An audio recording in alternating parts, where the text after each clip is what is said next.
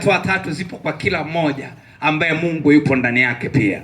Halo, kuna baadhi ya hatua nitazitaja hapa, akipitia mtu mwingine ambaye hana Yesu tunampoteza kabisa.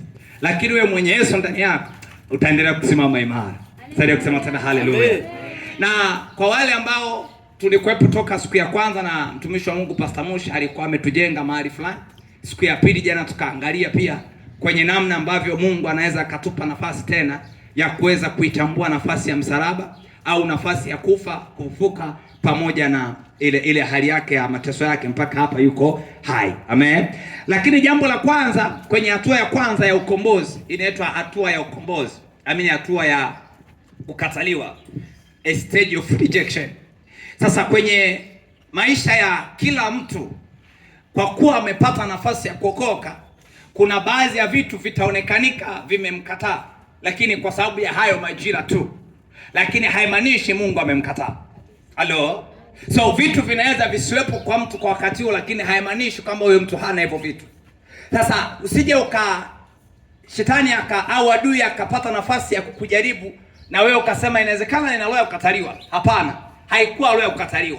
Ila ilikuwa ni hatua zako wewe ambazo Mungu anakupeleka kwenye ukombozi wako.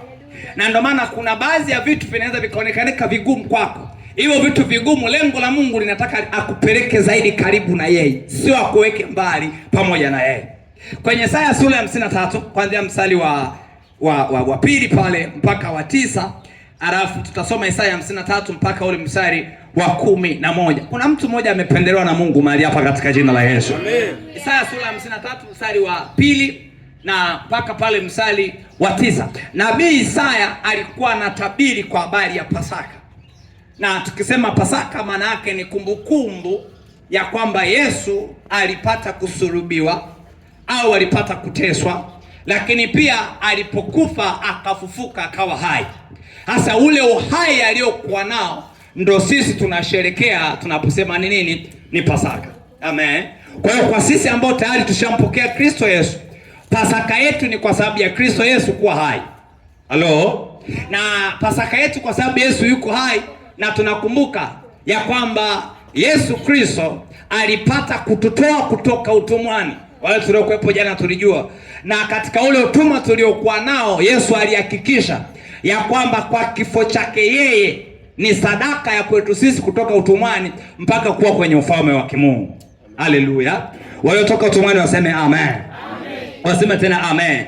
Lakini kwa wana Israeli ambao ni Wayahudi kwenye dini ya Uyahudi, wao Pasaka yao ni kusherekea kutoka Misri kwenda Kanaani.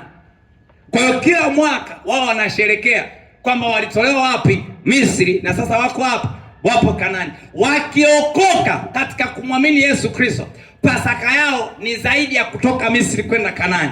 Pasaka yao ni kutolewa utumwani katika dhambi na kuelekea juu mbinguni. Kwa hiyo wanaostahili kusherekea sikukuu ya Pasaka ni waliookoka tu. Kama mtu hajaokoka haruhusiwi kusherekea Pasaka. Nimekusikia moyo unasema pastor, ongeza sauti.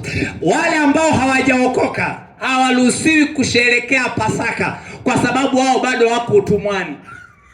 Wale ambao hawajaokoka hawawezi kuwa na matokeo ya Pasaka kwa sababu wao Yesu bado yupo msalabani kwenye mateso. Wanaosherekea Pasaka ni wale ambao tayari Yesu ameshafufuka kwenye maisha yao.